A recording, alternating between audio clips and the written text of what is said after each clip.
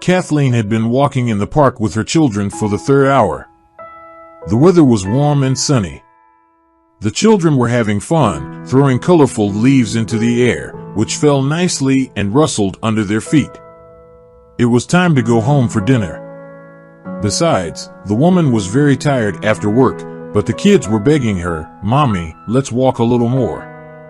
Can we quickly go and feed the ducks in the pond, and then we'll go home, okay?" They said. Kathleen smiled. "Okay, you can go, but not for too long. Brian, keep an eye on them and take Michelle by the hand, she's the youngest. And don't get too close to the water." Brian, Sam, Rick, Mia, and Michelle rushed off to the ducks, and Kathleen waited on a bench nearby. She turned her face to the sun and stretched out her swollen and tired legs. It's a blessing to have children, even though it's a lot of worries. I get so much love from those little hands that hug me 100 times a day. Kathleen saw her elder son, Brian, running back to her and became worried. "Dear, where is everyone? Did something happen? I told you not to leave Michelle." The boy began to excuse himself quickly. "Mom, don't scold me, please. Everything's fine. Come with me." There, near the pond, some old lady is crying on a bench. I felt so sorry for her, maybe she needs help. And he dragged his mother by the hand. Indeed, there was a skinny, hunched old lady sitting on a bench right by the water, with a small duffel bag next to her. She was holding a handkerchief soaked with tears and crying quietly. The children surrounded her and tried to comfort her in their own childish way, offering her a toy or a lollipop from their pockets. Kathleen realized that she should find out what was wrong and called the kids over to her.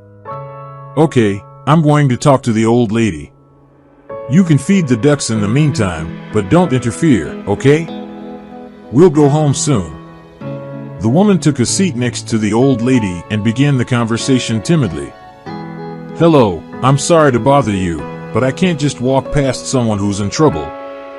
Is something wrong? Is there anything I can do to help you? By the way, my name is Kathleen." The old lady sighed sadly. "Nice to meet you, my name is Daisy. I don't think anyone can help me. In my old age, I was left without a roof over my head. Nobody needs me, I don't know what to do, where to go. I even wanted to kill myself out of desperation, but I wasn't brave enough." Kathleen was shocked. "How did it happen?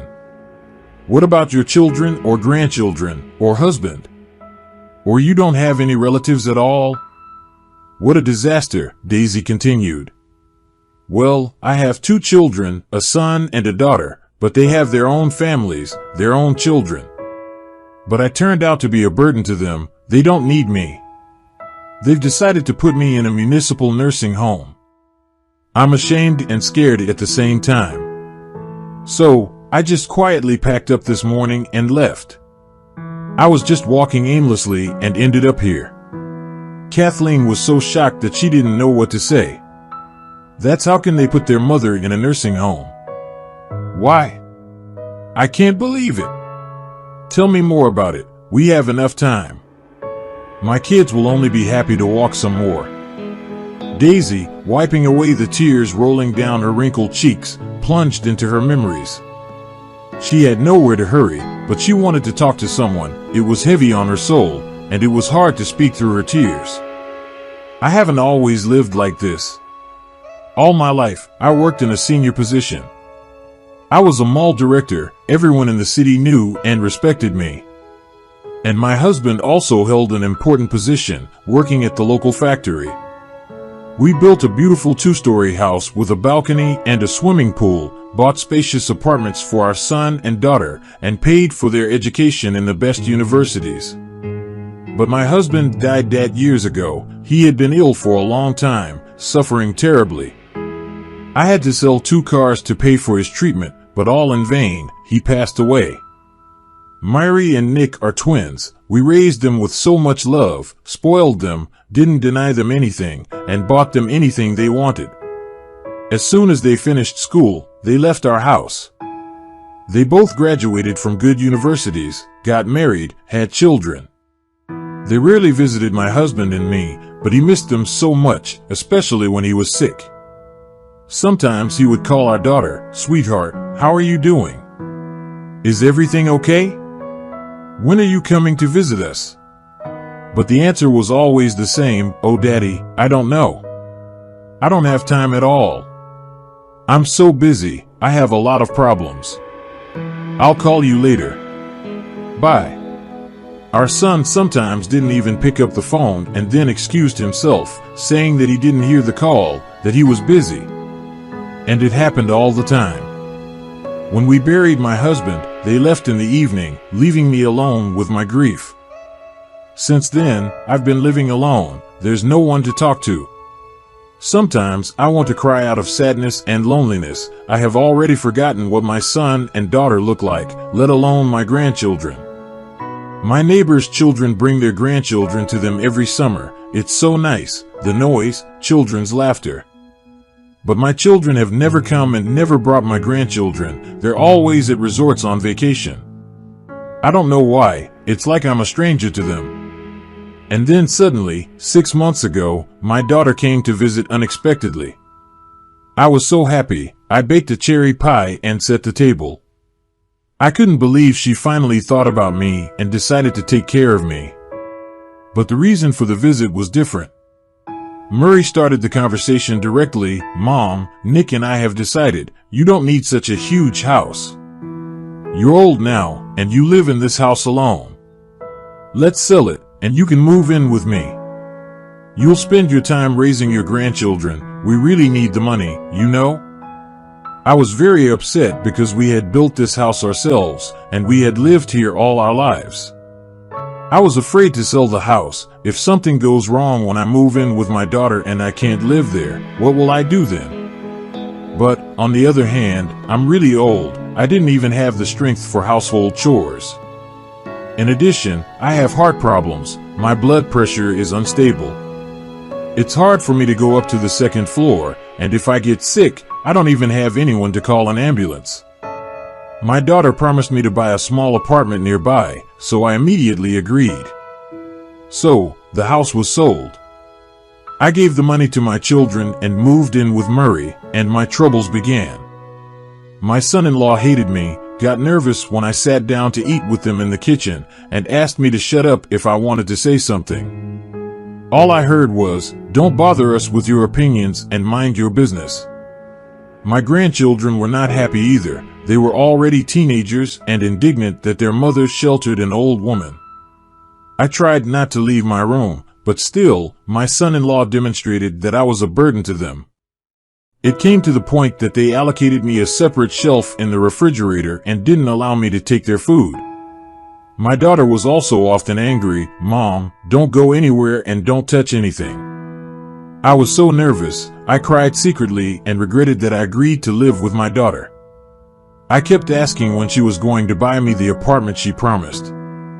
"Please don't stop. My husband has invested all the money in a profitable business. Once he gets the profit, then we'll buy an apartment." "But actually, why do you need a separate apartment at your age? I don't understand. Does it matter where you live out your last days?" Her words hurt me so much. It turns out that old people are a burden to everyone. No one respects them and no one needs them. Old age is scary. I was so upset and moved to Nick's place. I thought maybe it would be better with my son, but no. He told me directly, "Mom, this is not what we talked about. Marie has to feed you. She took more money when we sold your house. Why did you come to my place? I hope it won't be for long. You know my Jessica, she's very sensitive and fragile, and she has a very important job. She gets annoyed when there are strangers in our apartment, moreover someone very old. It's inconvenient." Just like that, he turned me around and kicked me out. I had to go back to my daughters. I was so offended. I raised 2 children, sold the house, and gave them all the money, and now I don't even have a place to live. This morning, I was quietly going to the bathroom and accidentally overheard a conversation in the kitchen. My son-in-law said, "Marie, I'm sick of it. Thanks for the money, but I don't want to tolerate the old woman here all my life. She walks around like a ghost, sticking her nose everywhere. Our apartment is not a homeless shelter. Let's put her in a nursing home. I think it's a reasonable solution." My daughter was really indignant at first. "Are you out of your mind? I promised her I'd buy her an apartment. I've already lied. And now what? That's not right." But my son-in-law insisted. "What's the big deal? They feed the old people there and take care of them. It will be even better for her there. And anyway, choose either her or me." I thought my daughter would scold him or chase him away for saying that, but she suddenly replied, "Well, maybe you're right. I'll think about it. You know how much I love you, honey. To be honest, I'm sick of my mother too. She's like a stone around my neck." After these words, I was not going to stay in my daughter's apartment for a minute. I waited for them to leave, packed my bag, and left. The grandchildren were at home. They saw me leaving, but they didn't even ask me anything. Nobody cares about me. That's how I ended up homeless in my old age. Kathleen was shocked by what she heard. She grew up in an orphanage and always dreamed of having at least one relative on this planet. Daisy had so many relatives, but she was thrown out on the street like old, unwanted garbage. Kathleen just couldn't believe it. Her heart ached, and she felt so sorry for her. Where would she go? What will happen to her? She couldn't live on the street. She is not homeless. She called her children over and said, "This is Daisy, and she is going to live with us from now on. Do you mind?"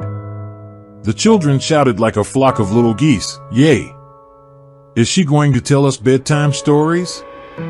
We have a real grandmother now. That's so cool.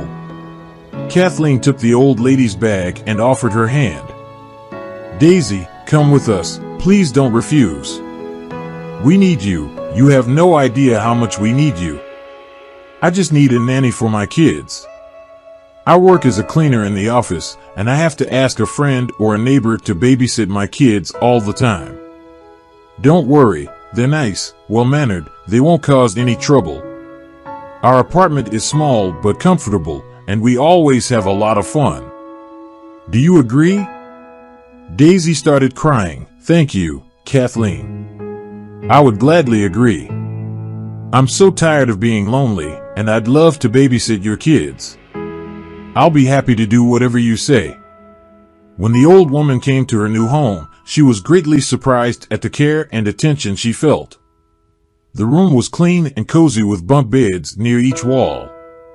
There were pull-out tables that didn't take up much space, and a fold-out chair bed had been allocated for Daisy.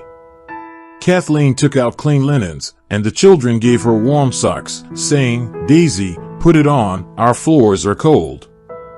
You might catch a cold." Then, they all shared a huge pan of fried potatoes, had tea and cookies, and chatted cheerfully. Daisy felt surprisingly cozy and comfortable in this small apartment. She felt like she was at home because they listened to her, they talked to her, and they welcomed her warmly. She hadn't felt anything like that in a long time. When the restless children finally fell asleep after an interesting bedtime story, the women decided to have a heart-to-heart talk. Daisy dared to ask Kathleen, "How did it happen that you were left alone with 5 children? You're so young. How did you have time to give birth to 5 children?"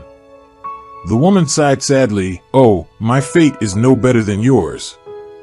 I grew up in an orphanage. I was lucky to have good caretakers.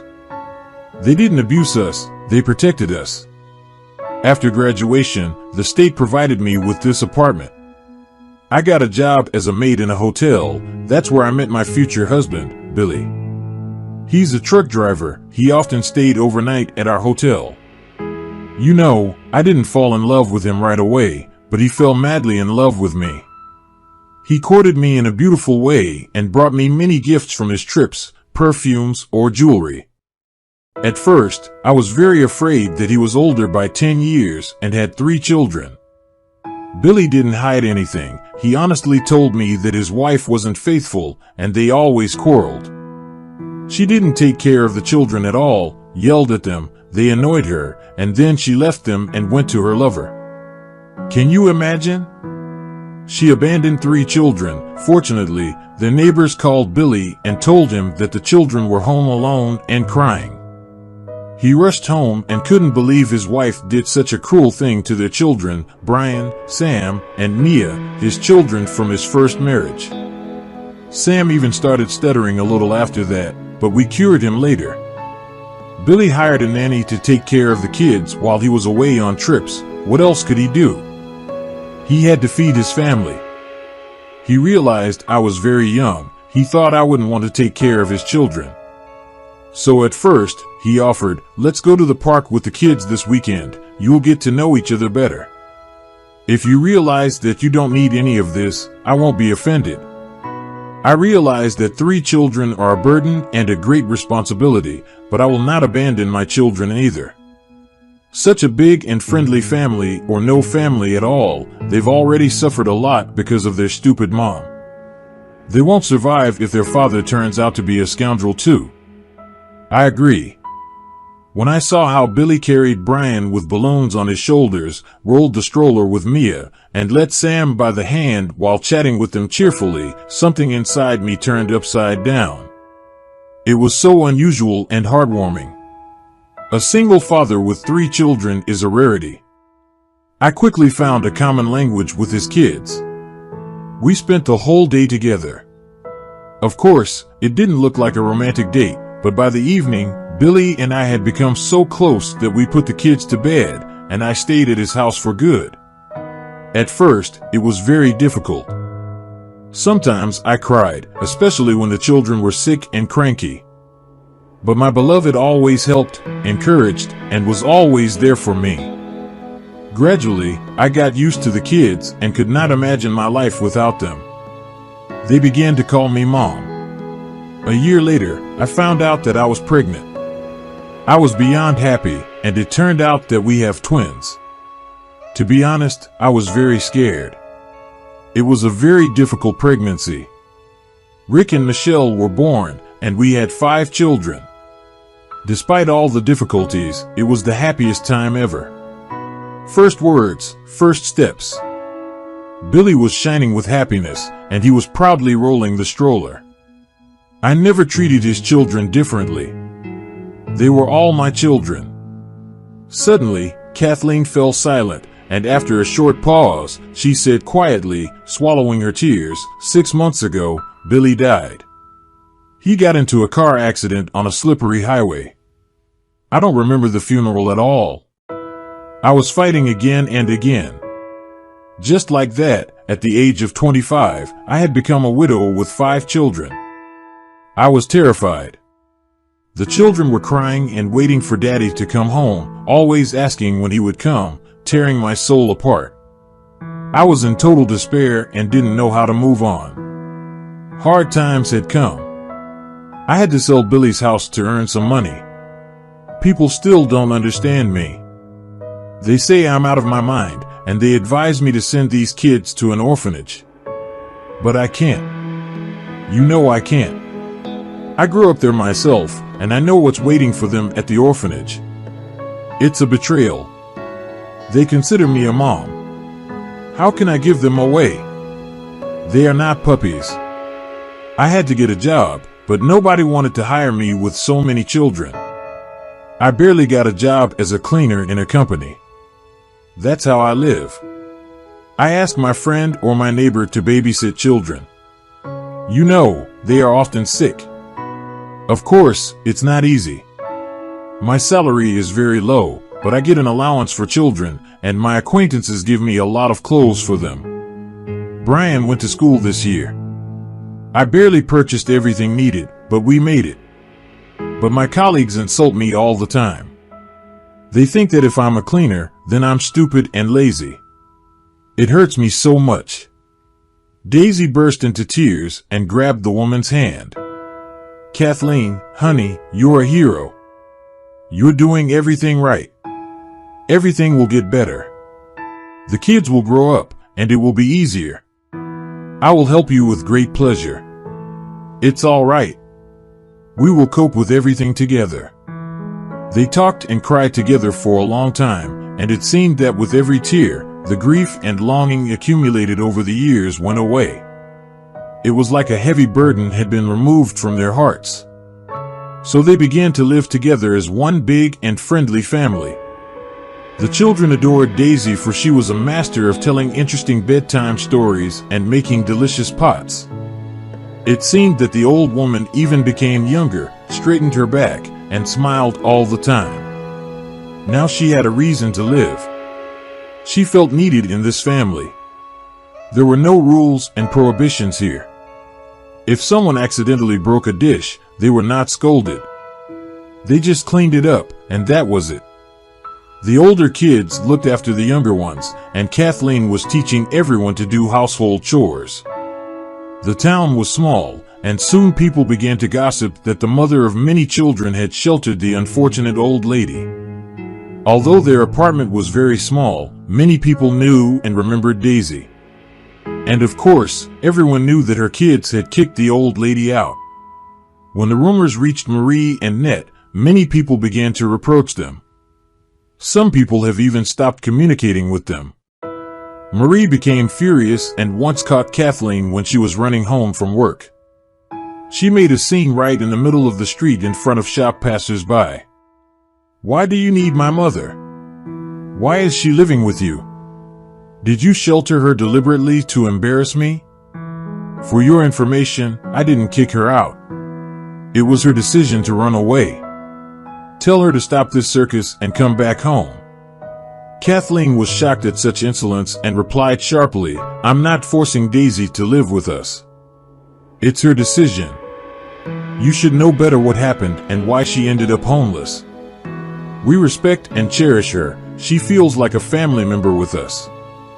You should be ashamed of what you said." Marie wouldn't stop.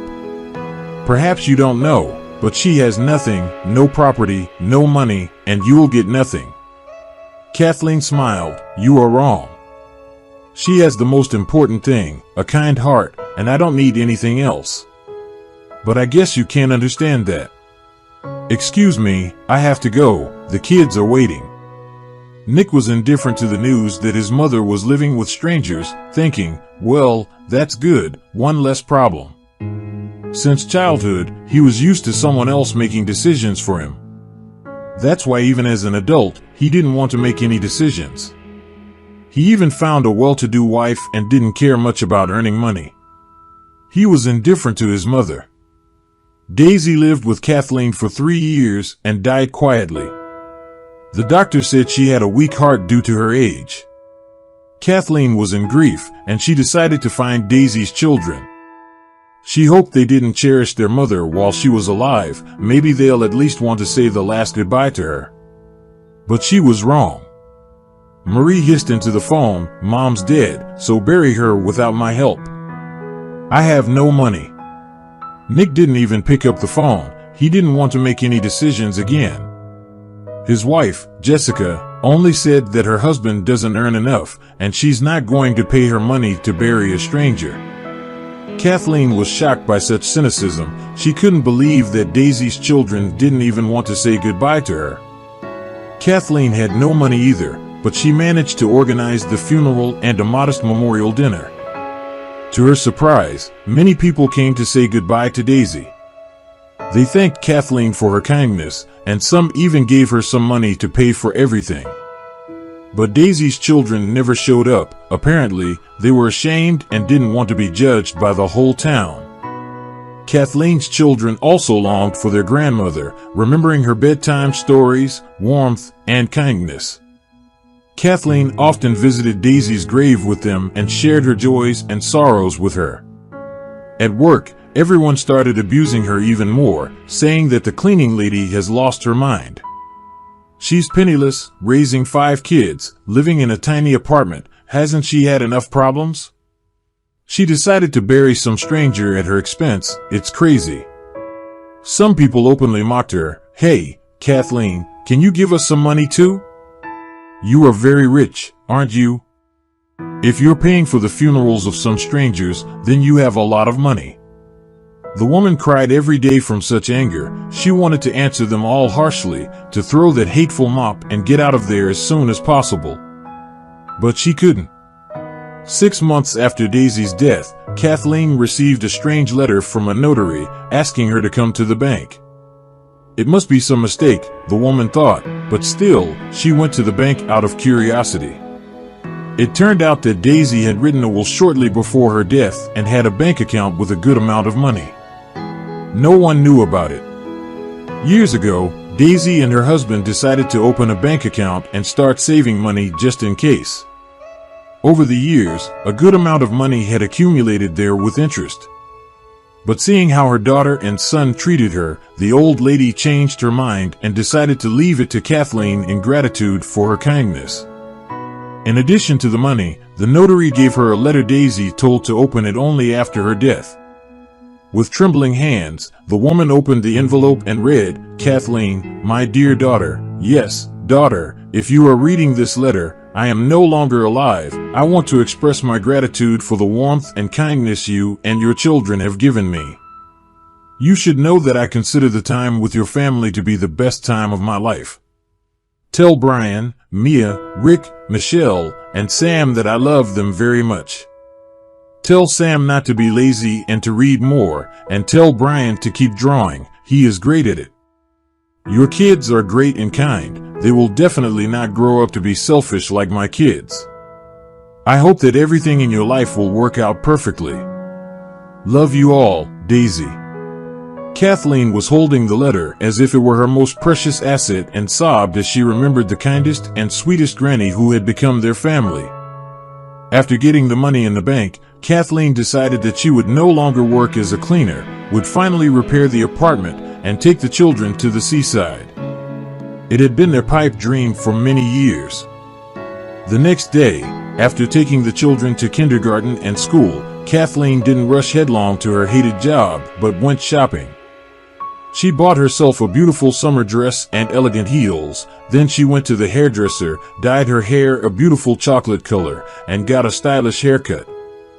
She was so happy. A completely different woman looked at her from the mirror, young, attractive, fashionable, and self-confident. After all, the woman couldn't afford even such small female joys before. There was a trivial lack of money when a young, beautiful, and stylish woman entered the company's office. Tapping her heels briskly, she walked confidently to the director's office, not paying attention to the secretary.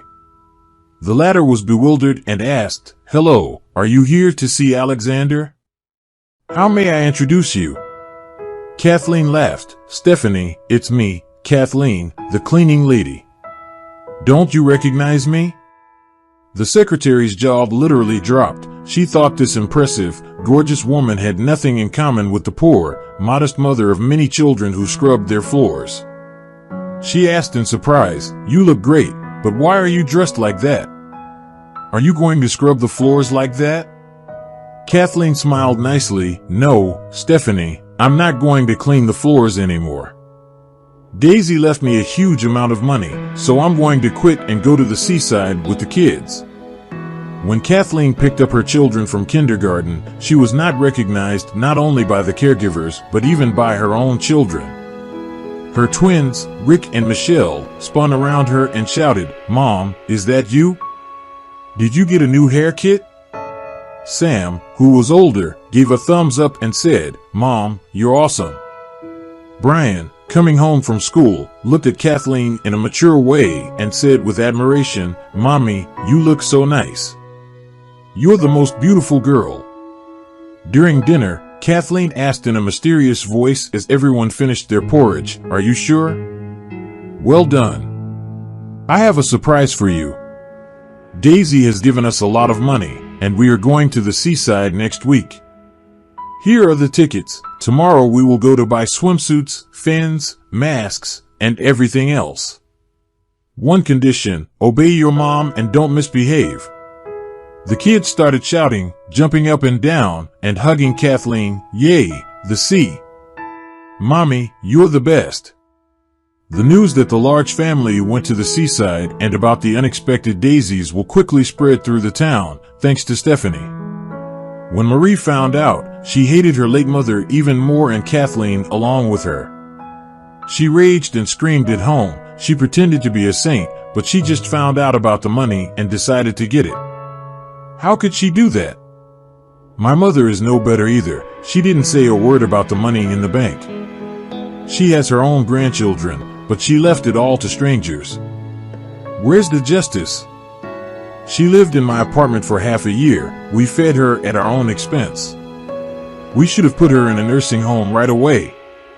Kathleen and all her children had fun, splashing in the warm and clean sea, building sand towers and palaces on the beach, eating delicious food, and enjoying their vacation. Of course, Kathleen couldn't let herself be completely relaxed because she had to keep an eye on the children. She made sure they didn't get sunburned and didn't forget to wear their hats. At lunchtime, the whole family went to the lodge for a day's sleep. Now all the worries about the children were on the woman's shoulders, but she got used to it long ago. The children were obedient, sometimes mischievous, but not too much. Alan lived in a neighboring lodge. He watched and admired this interesting and noisy family having fun and was amazed at how heavily the woman dealt with the children without scandals and tantrums. He was a widower. His wife had died long ago without giving him a baby. For the past 10 years, the man had suffered from loneliness and longing. Alan was a wealthy lawyer. He communicated a lot with different people and could unmistakably determine the character and lifestyle of people. But this young, tan, and cheerful stranger really impressed him. He kept calculating in his mind her age, then the age of her children, and he could not understand how she could give birth to them all. He liked the woman very much. He couldn't stop thinking about her, which happened to him very rarely. The man admired the way she smiled sincerely and warmly, the way she fixed her bangs and turned her neck gracefully. It even gave him goosebumps. He tried to chase these thoughts away. Why do you need this young woman with so many children? Are you out of your mind, you old fool? You are 40 years old, and she is still young, maybe even married, just her husband couldn't go on vacation. Alan watched them but didn't dare to talk to them, afraid of looking ridiculous. But their meeting did happen by chance. Sam and Mia were playing ball and accidentally hit Alan's forehead with their ball. The kids ran up to him and hurriedly apologized. "Oh, we're sorry, it was an accident. It's just that the wind is really strong. Are you okay?" "Okay," the man laughed and merrily tossed the ball toward them. "It's okay, I'm okay. My name is Alan, and what's your name, young athletes?" The boys began to talk excitedly. "I'm Sam, and this is my sister Mia. We also have brothers Brian and Rick and a little sister Michelle. We are having a vacation with my mom. Her name is Kathleen. There she is, by the water. Come play with us." They pulled the man toward the rest of the family with childish sincerity. He happily followed them. After all, he was bored and had nothing to do. Kathleen was happily playing with the children and didn't immediately notice the stranger approaching. "Hello, everyone. My name is Alan. I happen to know two charming volleyball players, and they've invited me to join. May I join your game?" Kathleen chuckled. "Hello, I'm Kathleen. I see my mischievous children have already made new friends. It's so much like them. Sure, come join us." After this accidental meeting, Alan and Kathleen spent the whole day together, swimming, bathing, chatting. But the time flew by too fast. In the evening after dinner, the man timidly suggested, "Kathleen, what do you think about having a glass of fine wine on the terrace?" The woman blushed. No one had suggested such a thing to her in a long time. "Well, maybe after I put my children to bed, but not for long, you know." Everything was trembling inside her. She hadn't experienced anything like this in a long time. The woman was looking forward to a date with this stranger. She liked Alan very much. He was nice, well-mannered, calm, and his kind eyes captivated her.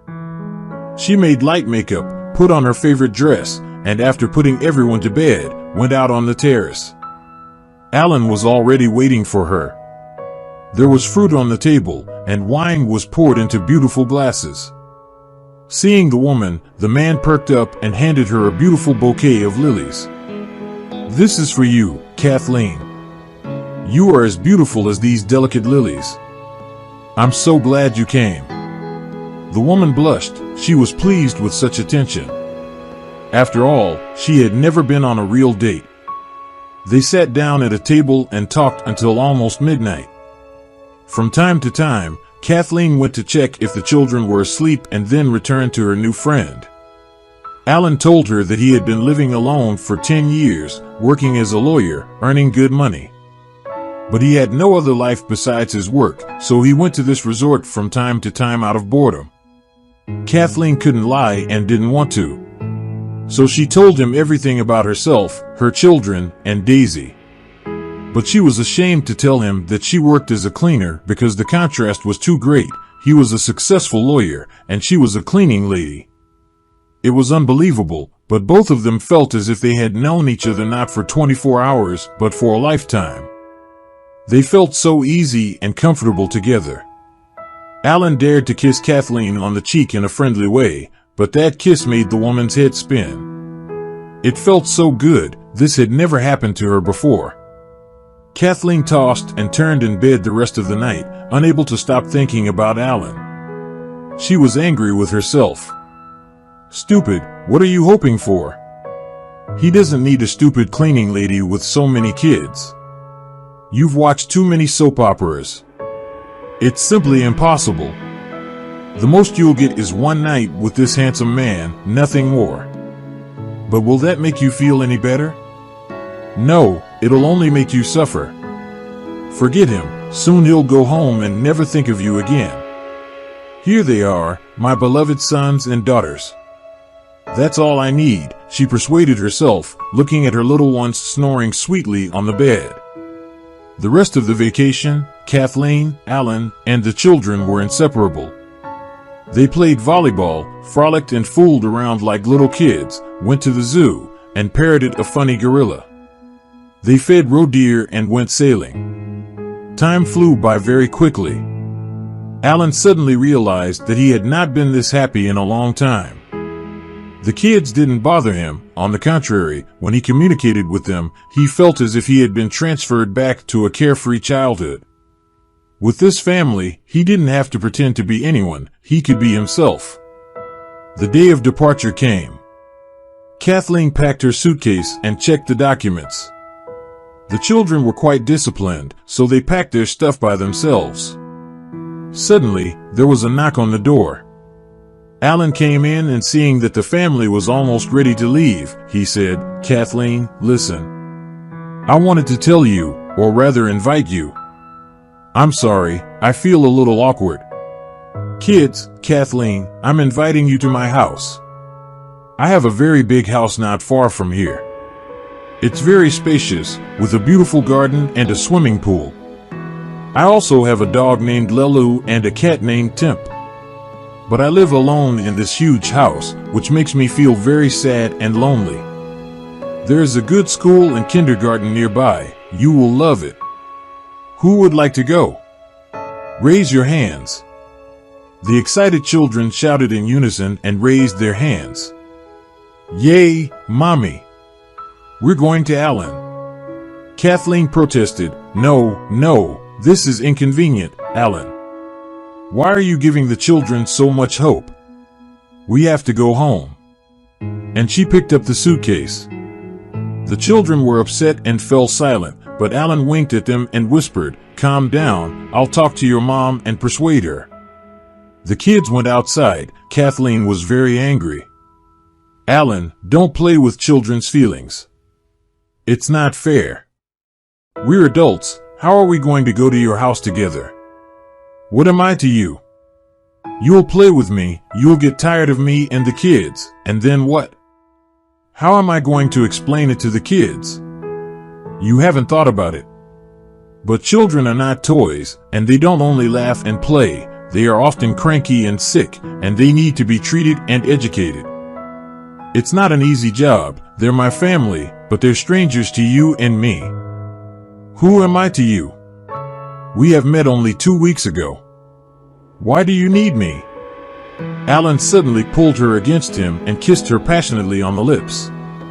She tried to resist, but then suddenly relaxed, unable to control herself. And they couldn't pull away from each other for a long time. Then Alan said, "Halfley, I'm 40 years old, and I'm a lawyer. Believe me, I'm responsible for what I say. You know, if someone had told me a month ago that I would fall in love with a strange woman with 5 kids, I would have laughed. But believe me, those 2 weeks we spent together were the best 2 weeks of my life. After my wife died 10 years ago, I had become cynical and pragmatic, and I didn't believe in love anymore. But you and your children helped me to become the same person I was before. With you, I became myself, and I finally feel happy.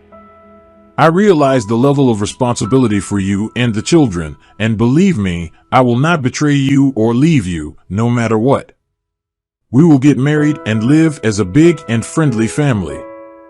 Kathleen smiled and said, "Well, if that's true, then I agree. Children really like you, and it's impossible to trick a child's heart. And I feel the same way." She hugged him tenderly. Then she added, "But what about a job? Will I be able to find a suitable job in your city? Even at my previous workplace, they hired me only out of compassion." Alan laughed. "What job? What do you need it for? Your only job is to be a mom. By the way, you're great at it. I have enough money to provide for my family, believe me." Kathleen felt like everything that was happening to her was some kind of magical fairy tale. She was afraid that if she closed her eyes, everything would disappear. Every night lying in bed with her beloved, Kathleen mentally said, "Thank you, Daisy, you are my guardian angel, even when you are in heaven." Anger and hatred for their mother were destroying Marie and Nick from the inside. Soon, Marie unexpectedly got into a car accident and was left disabled for the rest of her life. Neither her husband nor her children, nor her brother, nor mother, wanted to take care of her and immediately put the woman in a home for the disabled. Nick drowned in debt and began to drink heavily. Soon, Jessica filed for divorce, leaving the poor man with nothing. Daisy's children became even more angry at everyone, spending all the gloomy days away from their relatives and suffering from loneliness, which felt like an unbearable burden. They never understood the fundamental truth: your children will treat you the same way you treat your parents. This is the law of life. Thank you for joining us today on Deep Stories. Be sure to like and subscribe and hit that notification bell so you don't miss out on our next video.